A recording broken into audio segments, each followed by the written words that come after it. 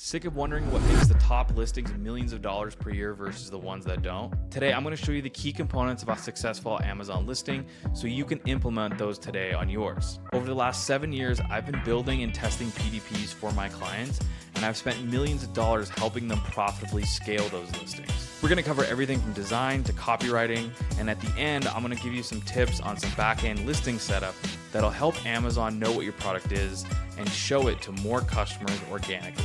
So let's dive in. All right, so how to create $1 million Amazon listing. Today, we're gonna cover reframing how we think about Amazon PDPs, buyer insights, what that means and how to get them, copy, creative strategy and design, SEO, and then finally the offer. But before we dive in, we need to reframe how we think about an Amazon PDP. The first way that we wanna think about this is that it's a landing page, not a PDP. So whether customers come from PPC or organic, 100% of your traffic is going to land on the same page. Unlike some of your marketing funnels on your website where you can segment audiences or have different pages for different personas, Amazon really only gives you one shot. So it's important to really make it count and include all of the elements that are really going to resonate and convert those buyers into customers. Second, your landing page is your 24/7 salesperson. You need to equip your PDP with as much information as possible. Your PDP needs to convert cold traffic 24/7, 365 without objection handling, follow-ups, or relationship building that a traditional salesperson might have. It must do everything in one interaction. So you wouldn't send a sales rep out into the field to sell your product unless you have given them everything that they need in order to effectively communicate who the product's for, what solutions it offers, what problems it solves, and how it can help. Third, you need to think of your PDP as a business asset as opposed to just a page. Your PDP isn't marketing material. It's a revenue generating asset that could be worth millions of dollars per year. So it's important to, one, respect it, test it, and take care of it. And what I mean by respect it is a lot of people who sell on Amazon don't really take care of the listing from a compliance standpoint, from an account health standpoint. So it's important to respect it because like anything, it's essentially your storefront for your business, for your products. Next is buyer insights. So before you can begin building or optimizing your listing, you need to know who's going to see it. You need to ask the questions, what problems are they looking to be solved when considering your solution? What state of mind are they in? What is the desired outcome if they choose your product? Do they believe your product is the right option? I think that's really important because on Amazon, naturally, people have the ability to compare and look at other options. So you need to convince them that your option is the best option out of the set of solutions that are available. And unless you have the most unique product in the world, where there is literally zero competition, which is basically no one, you need to create a sales argument for why your option is the best option. You need to leave no doubt in their mind that they are making an educated buying decision. So it's key to really articulate through design, copy, imagery, and giving them the confidence that your option for whatever solution they're looking for is the right option. Next, how do we get buyer insights? I'll cover how to create a buyer insights report that we use for our clients on another video. It's pretty in-depth, but here's generally the information that you need to get started. One, you need to review your customer reviews. Not only your reviews, but your competitors' reviews as well. You need to know what customers are saying about your product category. What do they like? What do they don't like? What are some common themes or topics that they're saying? And just generally any other insights that customers are leaving on the review section of the page. Two, you need to know your customer demographics. So one way you can pull this with Amazon is through brand analytics. If you have a Shopify or you're selling in other channels, you should also be able to pull some brand analytic data. You need to know who's buying your product, how old are they, how much do they make? Are they married? Do they have a family at home? Are they single? These details are subtle, but very important in understanding who you're speaking to. Three is customer data. You need to identify your top keywords in your category and analyze the intent behind those keywords. That data analysis and the intent of the actual keywords will help you understand really what state of mind are customers in when they go to Amazon to look for your solution. What are the things that are important to them? What are the things that are not important to them? It's important to segment this out because then it'll help guide your design and creative strategy as a whole. Next, you want to look at the top 3 brands in your category. Who's got the unique angle and what specifically is being said in the content. Now, this is, I think, where a lot of brands drop the ball. They don't connect the dots between what is being said on social or the data that they're able to acquire on social and applying that to their Amazon pages. So I think if you can get any insights from your feeds, your ads, any trends, comments, that data is invaluable to help you understand, again, how is your market and customers thinking about your product, your brand, or your product category as a whole, and how can we better suit our PDP to speak and address to those people. And the last one is going to be, of course, AI. Leveraging AI helps consolidate that data to get you deeper insights. The beauty of AI is that it'll also do additional research beyond the inputs that you've given it to help understand your market and your positioning.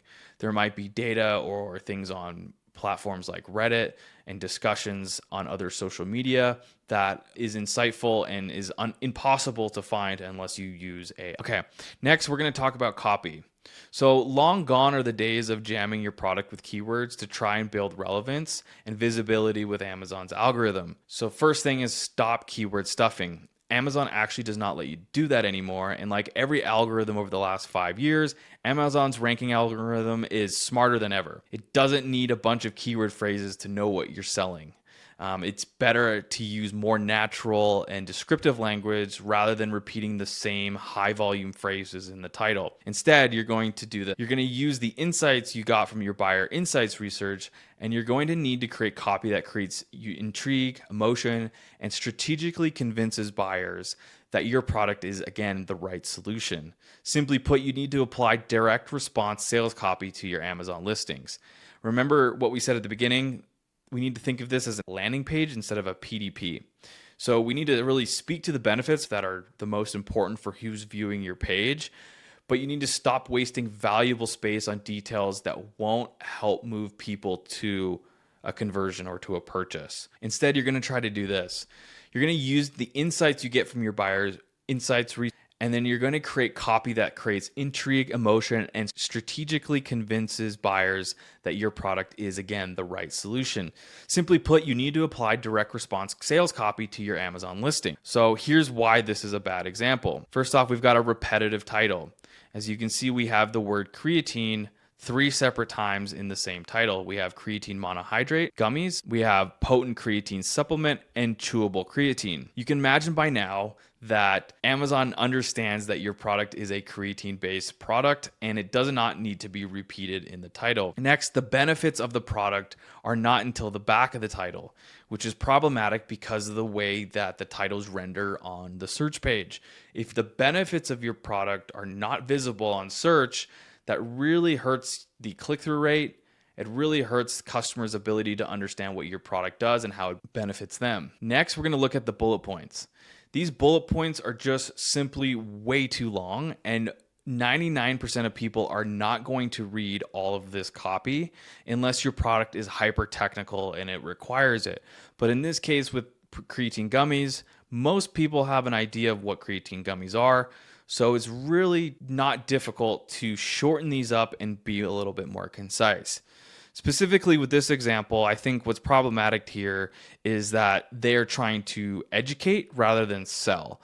And so if we just look at the first bullet point, we see a lot of terminology around different compounds and what it does and how it helps cellular hydration. And there's a lot of vitamins in there. Those are clearly very important details about how creatine impacts the body and what it does inside the body. However, when you're trying to sell a product, some of this information is a little bit over people's heads. They ultimately just want to know, what does this product do for me and how can it help? So there's a lot of ways that this could be shortened. And then more importantly, the way that this is going to look on mobile is that basically you're only going to see about the first 3 or 4 lines of the first bullet point. So all of this extra copy is essentially wasted. So it is important to be impactful with what you're trying to say to who you're trying to say it to in the first few lines and first few bullet points on desktop. So let's take a look at a better example. So first off, the title of this creatine gummy is clear and concise. and it's not repetitive, right? So if it reads creatine monohydrate gummies supports muscle growth, recovery, and brain function. Notice how the benefits are at the very beginning of the product title.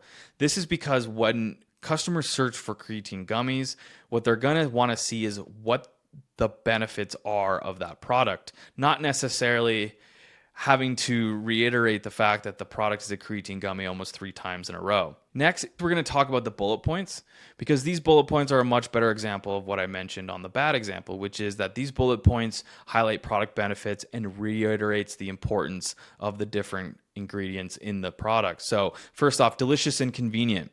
2 words right there, delicious and convenient, starting to evoke emotion and intrigue. Enjoying the refreshing taste of watermelon in a hassle-free gummy. Not only are we creating some imagery with the refreshing taste of watermelon, but we're also reiterating some convenience because it is a hassle-free gummy. No more messy powders or hard to swallow pills. Just chew and go. Perfect for travel, the gym, and any time you need a healthy snack. So that one bullet point alone evokes emotion, has selling propositions and benefits inside of the copy, and it gives examples of where the product can be used, right? It's perfect for travel, the gym, or anytime you need a healthy snack. So you can see how this is speaking directly to someone who's in market, who is aware of the product category, of the supplement category, but they just want to know, why is this one good for me? Okay, so this is how those look on mobile. So as I mentioned, the reason why we want to be strategic about our product titles is because the way that it appears on mobile is really, really important, right? So on the left-hand side, we see, again, the example that we saw earlier, where we only see creatine monohydrate gummy, 6 grams, for men and women, potent creatine supplement. Very redundant. Of course, the keyword men and women is a very popular one. However, it's again a little bit vague and unnecessary because creatine can be consumed and enjoyed by either or. But nonetheless, this is why we have so much emphasis on product titles, especially on mobile, where 70-80% of all the traffic is. This, again, are 2 really good examples of brands that are highlighting benefits rather than reiterating features. So we see boosts focus and strength, and then supports muscle growth, recovery, and brain function. All keywords that people are looking for while they're skimming the result that they want to click on. Next is creative strategy and design. So creative strategy is often overlooked on Amazon. I can't tell you how many times I see Amazon PDPs that are just horribly designed. And frankly, oftentimes they're probably just assigned to a junior designer who does not apply the psychological and sales principles of selling products online. And this is problematic because the images are what customers look at most. You need to think of images as their own advertisement. It must be designed to sell and to speak to the details that customers need to know to make an educated buying decision. It needs to leave no doubt that your product is the best option for them specifically. This goes back to the buyer insights research that must be done before trying to develop your creative. There's no point in trying to develop creative when you don't even know who you're selling to. If your creative can cover all of the main concerns or answer all of the questions that a buyer might have, you'll get the sale. Here is how you should generally structure the images. So the goal should be flow from curiosity to understanding to trust to purchase. Now, this is a general outline of the 6 images that I recommend. This is not by any means a hard, fast rule, but it's just generally how I like to think about this. Also, this does not include the main image, which is a completely different topic on its own. But from here, the first image or the second image in your carousel would be like a hero lifestyle with the main core benefit. You want the second image in your order to be the main benefit because that is what more often than not customers are ultimately looking for. Does the product that they are looking at touch on or mention or explain the main benefit or solution that they came to Amazon to look for? Second is going to be the quick scan benefits. Product image plus 3 to 4 benefit icons with short labels.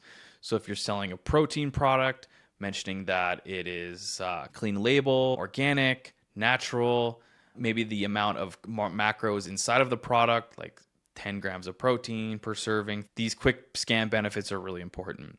Third, features or ingredients. Again, product image with labeled iconography with important features and differentiators. So this would be like the second tier of details that you'd want to include in the image, whether it's made in the USA, it's sourced very safely. There's a number of different things you might want to include here. Again, things that will be uncovered during your buyer insights research. Next is the problem solution, or us versus them. So split screen or before and after visual with short emotional headline. So again, going back to the copy, we want to still create intrigue, emotion, interest with the copy and speak to the customers with the copy that's in the actual images themselves. 5 is how to use and expected results. So if it is a supplement in this case, you want to give them a bit of a timeline on when they should expect the results. Or if it's a product that's a little bit more technical, maybe you want to give them a quick explainer on how to use it, so that way there's no confusion or doubt when they are deciding to purchase it. And then 6, lifestyle or social proof. So authentic lifestyle imagery, secondary benefits, or customer review. If you're selling something for middle-aged adults, having children in the listings might not be the best option. You want to match the lifestyle with who you're selling to. Now for the premium A+ content, the goal is to create an A+ page that feels like a single unified landing page, not disjointed modules. So this is an opportunity that I see all the time with product pages, is that the modules are very disjointed. There's no flow to them.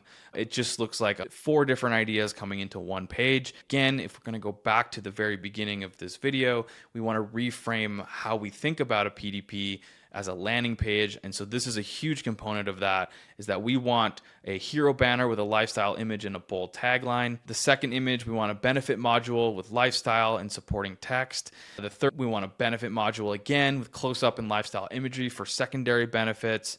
And then for the fourth image, which is going to include features, it's going to be icons, bullet points, diagrams, anything that's going to, again, information that's useful and helpful for the purchase decision. And then if you have other products in your catalog, you can get into cross-selling for things that might complement the product that they're looking at, whatever that might be. Again, the idea of this is not for rigid, hard rules. It's more so of a guide to help lay out a design that's cohesive and unified in the way that it appears on Amazon. Here is some really good examples that I've pulled. So Atlas is a protein brand. They've done a great job of making it look unified. So as you can see, they have a really strong banner across the top. They've added a lifestyle images with some subtext, and then they go right into the macros, which is what people care about when they're purchasing things like protein bars. So they've got 20 grams of protein, 1 gram of natural sugar, and then the actual packaging itself. And then again, more bold headlines with highlighting the ingredients that are in the actual product itself. This page does a good job as well. You can see the background is one large image. It is broken up sectionally, so it is easy to follow if you are a customer to understand. And then this one is another great example of a dog food product that follows this same design principle with big headlines at the top and a nice flow all the way down through the page. Now, the brand story is a newer element relatively, and it's important to include on your PDP because your brand likely has an origin story worth sharing, or there's a mission that your brand is working towards. Whatever the case is, the brand story module is a really great way to show your brand off and get people connected to it. Here you can add copy and imagery that explains who you are, why you sell what you do, and just really create a stronger connection. I think it's really important in a world where there's a lot of overseas sellers and a lot of distrust with customers generally online these days. It's important to really build that connection, make them build confidence in the fact that you're a real brand and that you're trying to help and offer good products and service. It builds trust, credibility, opens the door for more selling opportunities. Here's some guidance on how to structure it with some examples. First, you want to have a brand carousel image. This is going to be like a hero, lifestyle, or aspirational brand visual with logo and tagline. Brand logo and description, again, up to 450 characters on origin, mission, core value propositions to help try to build that connection. Your brand focused image with a headline and short copy about why you're maybe a bit different than some other brands. You can include brand ASINs and store showcase. So you can add some other complementary products to really tell customers, hey, we've got a suite of products that are available beyond just the one that you're looking at. These are just some examples. Again, these are not hard, fast rules. These are just guidelines on how to approach this. So here's the brands that do a really good job with their brand story. AG1, everyone knows they are a massive greens company, and you can see that they've added the brand story to their pages. So first, what we see here is like a big background image, green on brand. It looks like it's a close-up of the actual greens powder itself. And then you can see in these modules here, hello energy, goodbye bloat, quick tagline, and it's speaking to the brand itself. AG1 is a daily healthy drink clinically shown to close common nutrient gaps and support gut health. They've added some credibility here by including Dr. Andrew Huberman with a testimonial, which is a great approach. They give more credibility about mentioning that they've been in Forbes, New York Times, Vogue. And then lastly, they speak about the fact that it's science-driven, expert-led research. So they're just hitting on all of the right components to make a really effective brand story. Okay, next we're going to talk about SEO. And at the beginning, I might have made it sound that SEO and keywords don't really matter, which isn't entirely true. Keywords and SEO still matter, and they matter a lot. It's just where you put them and how. Amazon still uses all of the details you provide to help index and rank your product within your category. It's just that many people think this means stuffing product titles with as many keywords as you possibly can. Instead, you should be as clear as possible, because ultimately clarity is what's going to lead to conversion, which means a whole of a lot more to Amazon's algorithms, which means a lot more for your ranking in SEO than keyword stuffing. Here's where you should still add as many keywords and details about where your product is, does, and who it's possibly for. So obviously, number one is product titles. It's important to include at least 1 to 2 highly relevant keywords in your title, because that is what will be searched the most when people look for your product solution. It creates congruency with what they're searching for than what they're seeing on the results page. And so for SEO purposes, it also tells Amazon explicitly that this keyword is relevant by including it in the title. But you just don't have to repeat that over and over again like we saw earlier. Next is bullet points. Same goes with the bullet points. Include your top 5 to 10 keywords throughout your bullet points. That will help. The art of doing this is including it in your copy that is written to sell your product. So if you can do both, that's the biggest win. So there's one approach, which is keyword stuffing and making things not make sense just for the sake of adding the keywords. Then there's the second approach, which is being a little bit more creative in the way that you add those keywords into the actual copy that not only hits on those from an SEO perspective, but also still sells the product and uses that direct response copywriting that we talked about earlier. Third is descriptions. Most product descriptions are going to be hidden from A+ content, but it's important to write one anyway. You get 2,000 characters, and it's a really good place to add all of the other keywords and context about your product as possible using natural language. I would really avoid using AI in this case. Amazon's becoming more sophisticated and can detect AI written copy just like most platforms can. And so if you can use natural copy that you've handwritten or someone's on your team's handwritten, that'll go a long way. 4 is backend search terms. So I mentioned at the beginning of the video, I would give you some tips on backend search terms and product attributes. Well, first, you need to put keywords that are relevant, but you couldn't include in other pieces of copy. So you get 5 lines of 250 bytes of copy to include even the most fringe of keywords and broad keywords as possible. It's a way to help Amazon sort of expand its reach and relevance to things that are maybe a little bit more broad and more fringe, but it is important to include. I like to include Spanish terms because Spanish speakers make up a big portion of the searches on Amazon, and they're searching in Spanish, so it's important to try to get indexed for those terms as well. And lastly is product attributes, and I think this is where a lot of brands and product managers fall short, is they don't take the time to add all of the product attributes that they possibly can. So what I would recommend doing here is opening a bulk file. You can download a category listing report or a brand new bulk file and fill out as many attributes as possible. So for example, if you sell hair growth supplements, add product benefits from the dropdown. So what you'll see on the back end of the spreadsheet is there's a section which allows you to add all of these additional features. They're not like handwritten, they're like drop-down menu items that you can select that are relevant to your product.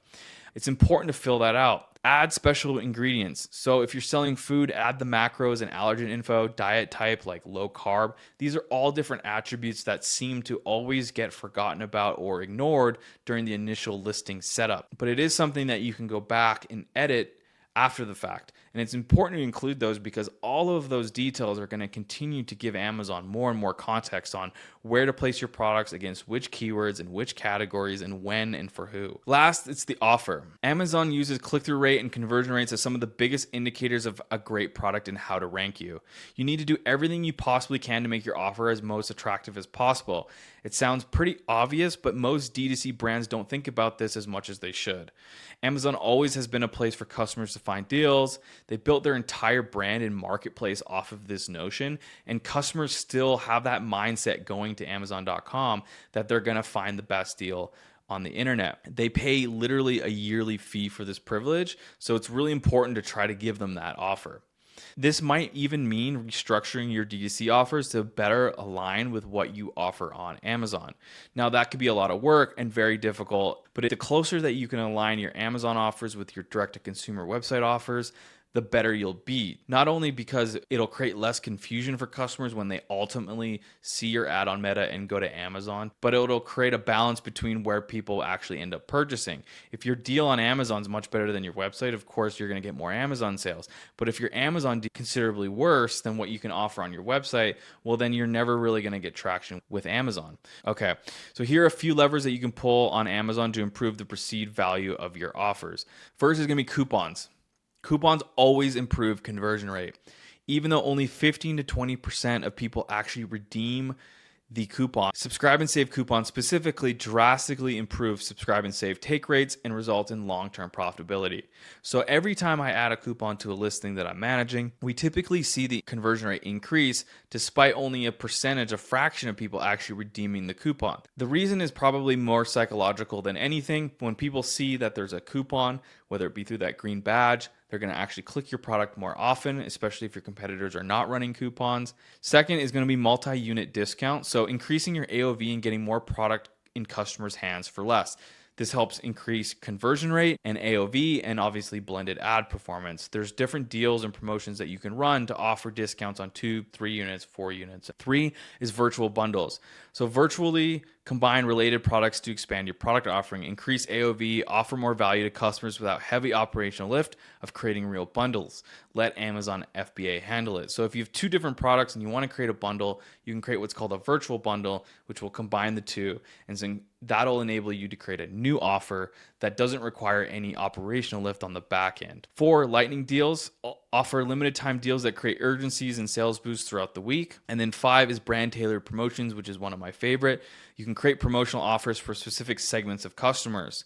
So this could be for people who have abandoned cart, who have added your product to the cart, but may not have checked out. You can offer those folks a specific discount to get them to purchase. Okay, so to summarize, in summary, there's a lot of different moving pieces when it comes to building a $1 million Amazon listing, but if you can nail every single element of the things that we discussed today, you're gonna give your product the best chance for Amazon to serve it to the most customers possible, and then once those customers see it, actually decide to purchase your brand or product over the competitors. The combination of these things, juiced up by ads, is going to ultimately help your product scale. If you like this video, be sure to subscribe and like the video so that way you don't miss any future videos where I go even deeper into all the elements of selling on Amazon so you can successfully leverage Amazon as a growth channel for your brand.